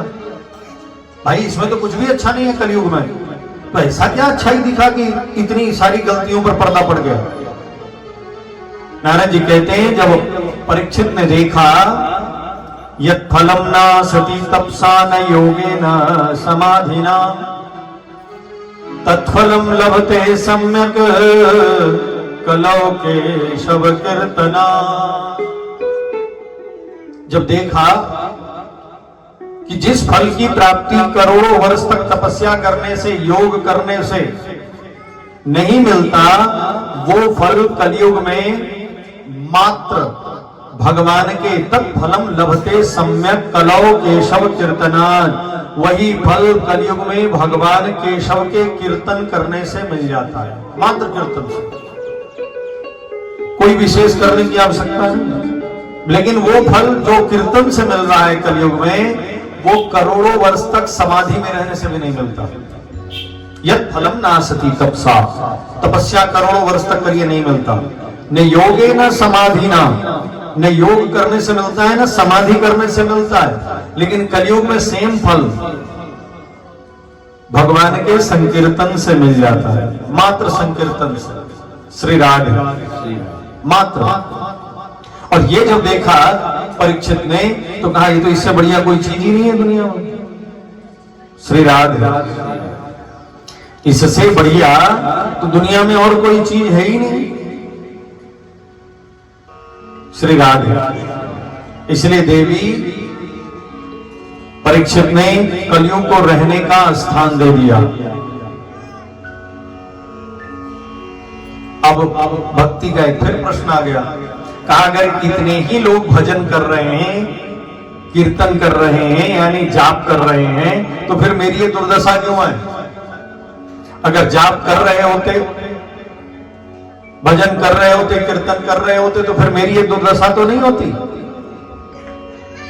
हाँ, नारद जी कहते हैं ना ना ना ना, ना नहीं कर रहे। आप फिर कर क्यों नहीं रहे? कहा इसलिए नहीं कर रहे क्योंकि नहीं वैष्णवता कुत्र संप्रदाय पुरस्सरा, कहीं पर भी संप्रदाय अनुसार दीक्षित वैष्णव नहीं है। कई बार मैं जब कहता हूं तो कई लोग कहते हैं महाराज आप संप्रदाय में बांटते हो, ऐसा नहीं होता, कहते रहते हो आप। कई बार तो बुरा ही मान जाते हैं। मान जाओ, कोई फर्क नहीं पड़ता। श्री राधे। लेकिन यहां नारद जी कह रहे हैं नहीं वैष्णवता कुत्र संप्रदाय पुरस्सरा, कहीं पर संप्रदाय अनुसार दीक्षित वैष्णव नहीं दिखाई पड़ रहे हैं, यानी ना के बराबर हो गए। कई बार लोग आते महाराज, अच्छी महाराज जी अच्छी नाम ना ले लिया, मन ठीक है जी धन्यवाद। अब तो मैंने पूछना बंद कर दिया है। पहले मैं पूछ लेता था कि आपने नाम ना लिया, कहां से लिया, कौन से संप्रदाय में लिया। अब उनको यही नहीं पता कि कौन सा संप्रदाय में लिया। तो कहते जी मैंने उत्थे लिया, उत्थे लिया, उत्थे लिया, उत्थे लिया, नाम बता दे। मैंने कहा जी संप्रदाय बताओ, मुझे जानकारी नहीं है उनके बारे में। कौन से संप्रदाय से, कुछ तो होगा, XYZ कुछ तो होगा। आप वैष्णव हैं या शैव हैं? कहते नहीं कि हम वैष्णव हैं। हमने कहा वैष्णव है तो कौन से संप्रदाय में? तो कहते हैं जी ये नहीं पता, हम तो जी वहां लिए। तो कई बार मैं पहले बोल देता था कि भाई ठीक नहीं है तुम जो बता रहे हो, अगर कोई संप्रदाय नहीं है तो इसकी कोई वैल्यू नहीं है। अब मैं बोलना बंद कर दिया। अब जब कोई पूछता है आकर के तब बताता हूं, वो भी तब जब वो कहता है कि नहीं मैं सुनने आया हूं। मैंने कहा भाई मैं सुनाऊंगा, बुरा मत मान जाइए। फिर तो पूछ रहा है तो बता रहा हूं, अन्यथा मैं कुछ नहीं, मेरे को कोई लेना देना नहीं, कहां लिया, क्या किया, क्या नहीं किया, हमें कोई मतलब नहीं। क्योंकि अगर कह दो तो कहेगा इधर कहते पे, तुरंत बुरा ही मान जाते हैं। लेकिन भैया मैं अभी अभी चर्चा कर रहा था गुरु व्यवस्था में 4 ही संप्रदाय हैं, श्री ब्रह्म रुद्र शनकाः चत्वारः संप्रदायिनः। श्री संप्रदाय, ब्रह्म संप्रदाय, रुद्र संप्रदाय और सनकादि संप्रदाय। यानी लक्ष्मी जी को दीक्षा दी, ब्रह्मा जी को दीक्षा दी, भगवान शिव को दीक्षा दी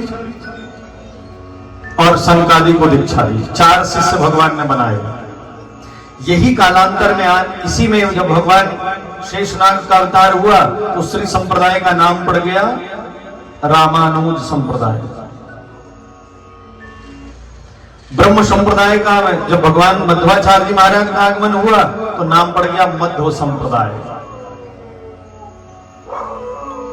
और फिर महाराज जब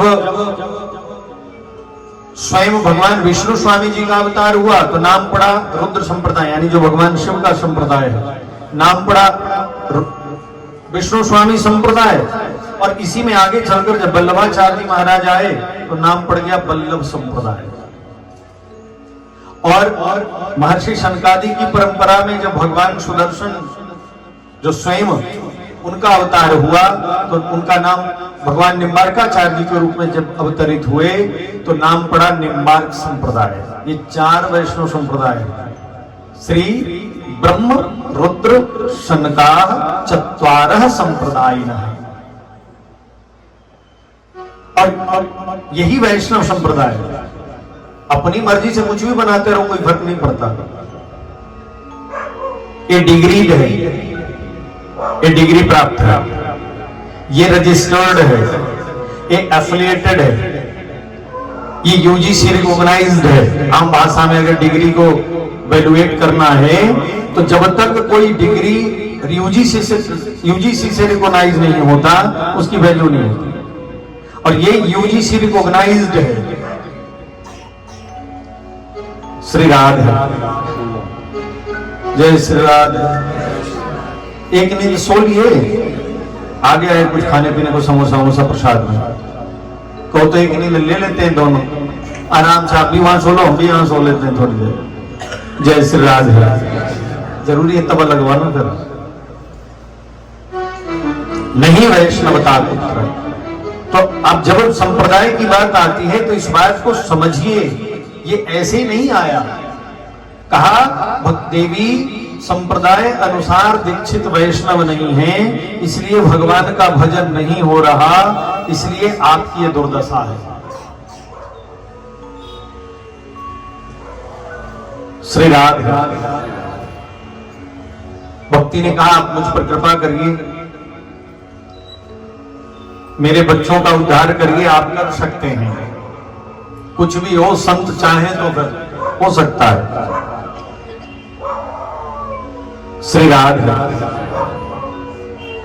तो महाराज नारद जी ने वहां वेद वेदांत उपनिषद सब कुछ सुना डाला। इतना सुनाने के बाद महाराज क्या किया तो हुआ यूं, इतना सब कुछ सुनाने के बाद ज्ञान और वैराग्य ने आंख खोली, देखा, और देखने के बाद और आराम से सो गए, एकदम बिल्कुल निश्चिंत होकर सो गए, और बढ़िया से सो गए, चकाचक सो गए। अब महाराज समझ में नहीं आ रहा, सब कुछ तो सुना डाला, अब क्यों ये अभी तक सोए हुए हैं। उसी समय आकाशवाणी हुई, कहा आप इनके लिए सत्कर्म करो, इदर्थम तो सत्कर्मे सुरर से तुम समाचर, आप सत्कर्म करिए इनके लिए। अब नारद जी को समझ में नहीं आ रहा सत्कर्म किसे कहते हैं। वेद सुनाया, वेदांत सुनाया, उपनिषद सुनाया, गीता सुना डाली, सब कुछ सुनाने के बाद भी अब आकाशवाणी कह रही है कि यह अर्थ है तो सत्कर्म है, सत्कर्म करिए। तो सत्कर्म क्या है? क्या उपनिषद पाठ, वेद पाठ ये सत्कर्म नहीं है? जब समझ में नहीं आया तो कहा देवी आप यहीं रुकिए। नारद जी कहते महाराज मैंने भक्ति को कहा आप वहीं रुको, और मैं बद्रिका आश्रम जाता हूं, भगवान से प्रार्थना करके पूछूंगा सत्कर्म क्या है। अब यहां आया तो आप दिख गए। मैं परेशान इसलिए था कि वेद वेदांत उपनिषद पाठ सुनाने के बाद, इतना कुछ करने के बाद भी सत्कर्म की बात आ रही है, तो सत्कर्म है क्या? लेकिन अब आपके दर्शन हो गए तो अब आप ही मार्गदर्शन करिए। ये मेरी परेशानी का कारण है प्रभु। महर्षि सनकादि ने कहा आप इतने परेशान क्यों हैं? इसके लिए तो पहले से व्यवस्था है। कहा कौन सी व्यवस्था है प्रभु, हमें पता ही नहीं। कहा इदं भागवतम नामं पुराणं ब्रह्म संहितम् भक्ति ज्ञान विरागानाम स्थापना ये प्रकाशिता। भक्ति ज्ञान और वैराग्य को स्थापित करने के लिए इदम भागवतम नाम पुराणम ब्रह्म संहितम, श्रीमद् भागवत भगवान का प्रकाश हुआ है। तो इसके लिए तो पहले से व्यवस्था है, आप श्रीमद् भागवत भगवान की कथा सुना दें, उनका कल्याण हो जाएगा। का फिर आपसे बढ़िया कथावाचक कौन मिलेगा? आप ही कथा कर दीजिए, कहाँ करना है ये बताइए। महर्षि शनकादि ने कहा हरिद्वार में आनंद नामक तट पर करेंगे, गंगा जी के तट पर। बद्रिका आश्रम से चल करके हरिद्वार पहुंचे श्री राधे, और वहां महाराज कथा शुरू, मंच बनाया गया। ये खबर आग की तरह चारों तरफ फैली कि महर्षि शनकादि कथा करने के लिए आए हैं, नारद जी कथा करवा रहे हैं। अब महाराज चारों तरफ ये बात फैली, समस्त नदियां, समस्त तीर्थ, समस्त देवता सब वहां पहुंचे। ऋषि कुछ लोग नहीं आए, नारद जी ने हमें थोड़े बुलाया है, मैं क्यों जाऊं, बुलाया होता तो जाते, मैं नहीं जाता, हमें तो बुलाया नहीं। महर्षि भृगु गए और उनको बुला कर लेकर आए, आप चलो महाराज, क्योंकि कथा के लिए ये आवश्यकता नहीं होती कि कोई हमें निमंत्रण दे, ये तो अप्रचलन चल गया है, कार्ड छपवाओ, कार्ड बांटो, काहे को। पहले तो गांव में खबर करवा दी जाती थी कि भैया कल से कथा शुरू है, बस, और सारे गांव वाले आ जाते थे, खबर खाली पहुंचवा दी जाती थी कि कल से उनके घर में कथा शुरू है, आज उनके यहाँ सत्यनारायण भगवान की कथा है, आपका निमंत्रण। यही बोला जाता था, सत्यनारायण भगवान की कथा है, खबर भिजवा दी गई, एक एक घर में गया, कोई बोल के आ गया, और फिर कथा हो जाती थी, लोग आ भी जाते थे। लेकिन कई बार लोगों को लगता नहीं, सानू थोड़े बुलाया, अगर मुझे बुलाए नहीं है तो मैं किधर जाना, मैं नहीं जाना, असि नहीं जानते, ले सानू बुलाया ही नहीं। यहां महर्षि भृगु ने कहा बुलाने की आवश्यकता नहीं है भैया, आप नुकसान करोगे, उनका क्या होगा, मैं कह रहा हूं मेरे बुलाने से तो चलो। सब जानते हैं महर्षि भृगु कौन है, जिनके चरण चिन्ह को भगवान अपने छाती पर धारण किए घूम रहे, और वो अगर वो कह रहे हैं तो कुछ तो बात होगी। तो महर्षि भृगु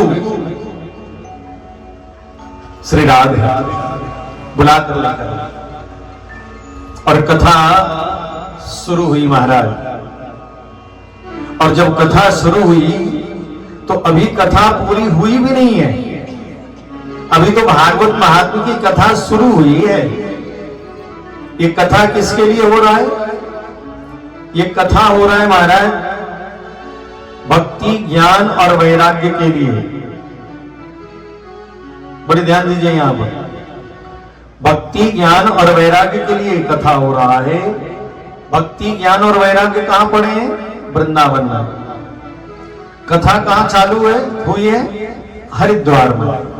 किलोमीटर कितनी है? लगभग 300 से 350 किलोमीटर, यानी 300 350 किलोमीटर जो दूर कथा शुरू हुई है, और अभी कथा चल ही रही थी, अभी पूरी कथा वही नहीं, अभी तो शुरू हुई है, थोड़ा सा श्लोक ही बांचा गया है।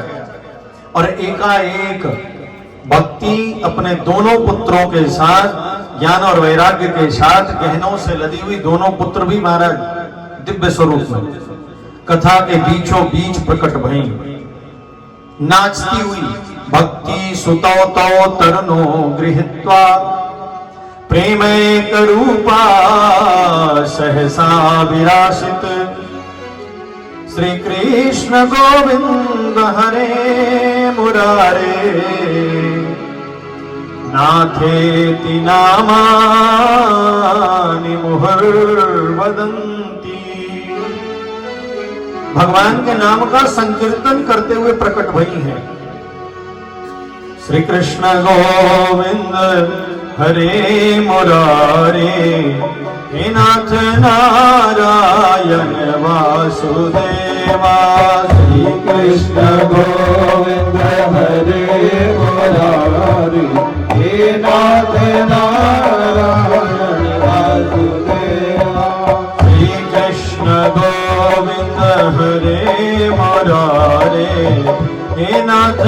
नारायण वासुदेव श्री कृष्ण गोविंद हरे मुरारी हे नाथ नारायण वासुदेव हे नाथ नारायण वासुदेव हे नाथ नारायण वासुदेव हे नाथ नारायण वासुदेव हे नाथ नारायण वासुदेव हे नाथ नारायण वासुदेव हे नाथ नारायण वासुदेव हे नाथ नारायण वासुदेव हे नाथ नारायण वासुदेव श्री कृष्ण गोविंद हरे मुरारे हे नाथ नारायण वासुदेव श्री कृष्ण गोविंद हरे मुरारे हे नाथ नारायण वासुदेव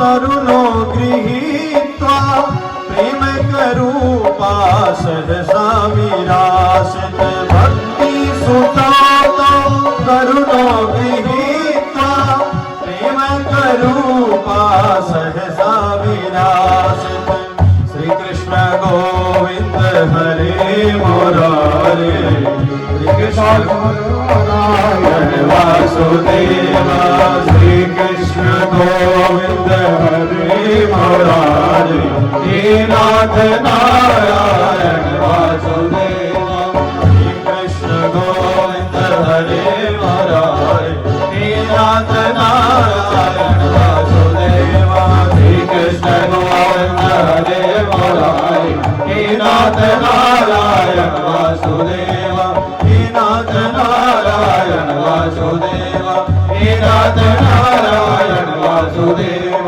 हे नाथ नारायण वासुदेव। महाराज भक्ति महारानी का आगमन हुआ अपने दोनों पुत्रों के साथ और नाचती हुई प्रकट हुई, गहनों से लदी हुई हैं, तीनों एकदम नवयुवक बने हुए, एकदम नवयुवक नवयुवती, एकदम यंग। सब आश्चर्यचकित हैं, सब परेशान हैं, कौन है, कहां से आ गई इतनी सुंदर दो पुरुष और एक स्त्री एक कन्या। तो सबको आश्चर्यचकित देख करके शनकादि ने कहा ये भक्ति हैं, ये दोनों इनके पुत्र हैं, अभी अभी कथा के रस से पुष्ट होकर निकली हैं, अभी अभी कथा से प्रकट हुई। मैं फिर कह रहा हूं ध्यान दीजिए, 350 किलोमीटर के लगभग दूर है मामला। जब कथा शुरू, कई बार लोग कहते हैं ना, अरे ऐसा ही कह देंगे पाठ करा लियो, पाठ कराने से क्यों होंगे, ले बंदा बैठा है अमेरिका में, तुसी इत्थे पाठ कराई जांदे, इधर कितना पहुंचता है कोई नहीं पहुंचता। उदाहरण देखना है तो भक्ति नारद सब यही देख लीजिए, 350 किलोमीटर दूर हो रहा है। चाहते तो वृंदावन जाकर भी कथा कर सकते थे, चाहते तो सनकादि बद्रिका आश्रम में भी कर सकते थे, वहां भी नहीं गए कि ये कोई कह दे कि बद्रिका आश्रम की अपनी महिमा है, 10,000 गुना मल्टीप्लाई हो जाता है। इसलिए हरिद्वार में आए, गंगा जी के तट पर, वहां कथा शुरू की, जिससे लोगों को एक कन्फर्म हो यहां कैसे वर्क करता है, कैसे काम करता है, देखने वाली बात है। श्री राधे भैया, मंत्र में बहुत पावर है। अगर शुद्धता पूर्वक मंत्र का उच्चारण किया जाए तो बहुत पावरफुल है। हाँ, मंत्र उच्चारण करने वाला कौन है, क्या मंत्र उच्चारण करने वाला उसका अधिकारी है या नहीं है, ये बहुत आवश्यक है।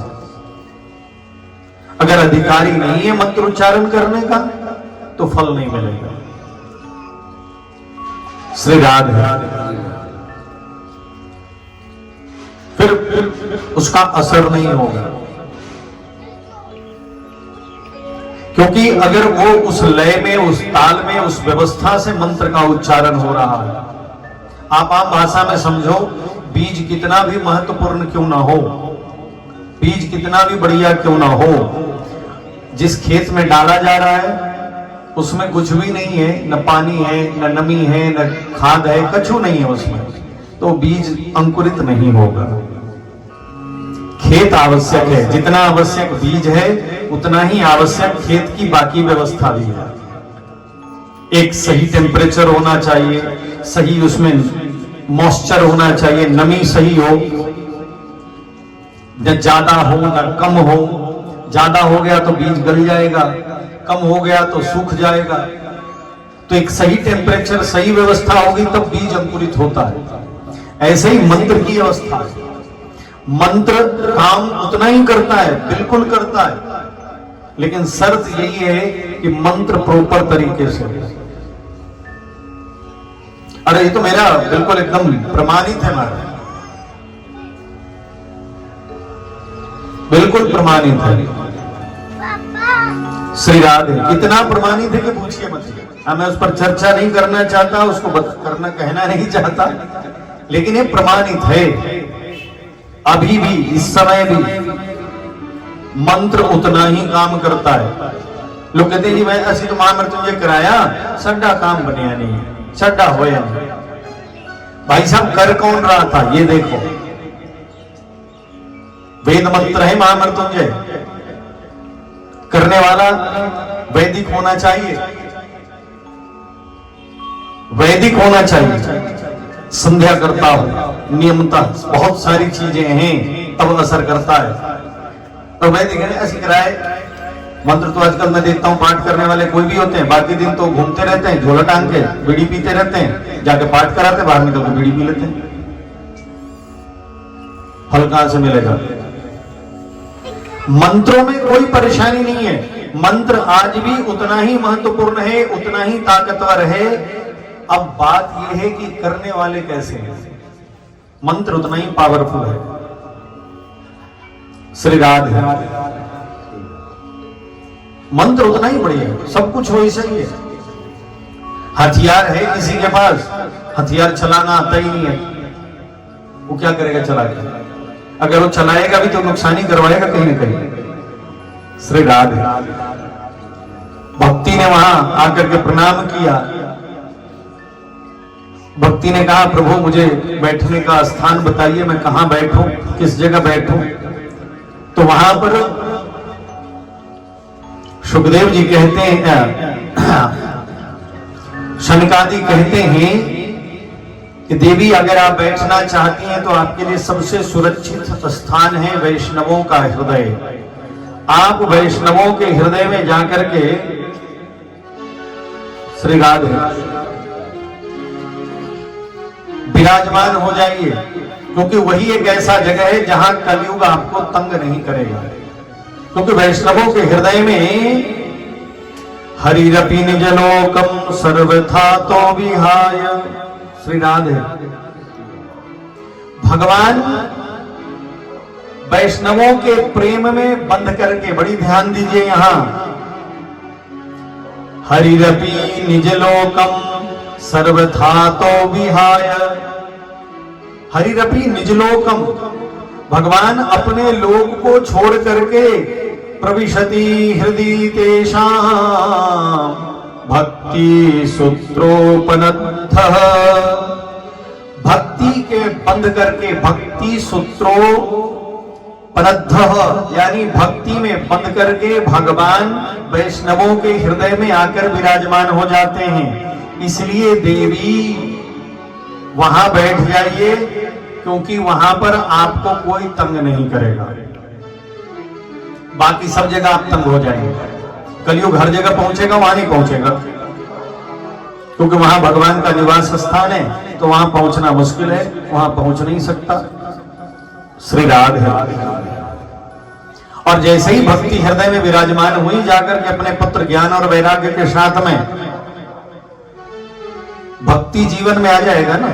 अगर भक्ति महारानी जीवन में आ जाएंगी तो फिर महाराज आपको ज्ञान के लिए भटकना नहीं पड़ेगा। कहते हैं ना जी, सानू वैराग्य नहीं आंदा पाया, छूटता ही नहीं है कुछ। छूटता इसलिए नहीं है क्योंकि जीवन में भक्ति का आगमन नहीं है।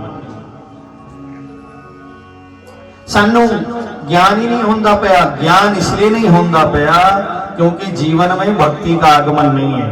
अगर गलती से ज्ञान अकेले आ भी गया तो फिर आपको वो पक्का भटका देगा। अकेला ज्ञान सदैव दुखदाई होता है, सदैव दुखदाई होता है। अकेला ज्ञान रावण बना देता है।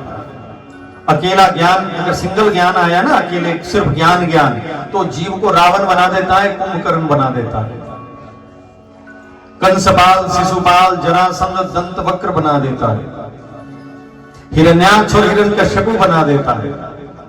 ये अकेला ज्ञान है। तो ज्ञान के लिए कभी कोशिश ही मत करो। वैराग्य के लिए कभी छूट जाना, अपने आप छूट जाना। आप चंदन यहां घिस के रख दो ना, ओरिजिनल वाला, तो फिर कहना नहीं पड़ता सुगंध नहीं आंदा पाया। चंदन है तो सुगंध ऑटोमेटिक आ जाएगा, उसको लाना नहीं पड़ता, बुलाना नहीं पड़ता, वो चंदन के साथ में आता है। अगर चंदन यहां है, या कोई भी, आप कोई परफ्यूम किसी की भी बात करिए, कोई भी एक चीज, तो वो उसके साथ अटैच होके आता है। उसके लिए आवश्यक नहीं है कि ये स्पेशल आए मेरे पास। तो भगवान भक्ति में बंद करके वैष्णवों के हृदय में विराजमान हो जाते हैं। और ये इसी कारण से सनकादि ने कहा वहां बैठिए। और जब भक्ति बैठी तो अपने दोनों पुत्रों के साथ बैठी। और जब भक्ति वैष्णवों के हृदय में बैठी तो सूत जी कहते हैं कि जब भक्ति का विराजमान हो गया हृदय में, तो निज लोकम परित्यज्य भगवान भक्तवत्सलः, भगवान अपने लोक को छोड़ करके वहां पहुंच गए, वो जहां कथा हो रही थी।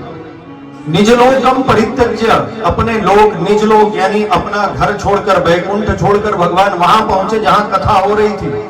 और जब भगवान वहां पहुंचे तो साथ में भगवान के पार्षद ध्रुव, प्रहलाद, नंद, सुनंद, उपनंद सब पहुंचे। कोई मजीरा बजा रहा है, कोई झाल बजा रहा है, कोई करताल बजा रहा है महाराज, कोई ढोलक बजा रहा है, अलग अलग वाद्य यंत्रों के साथ सब गुप्त रूप से वहां पधार गए।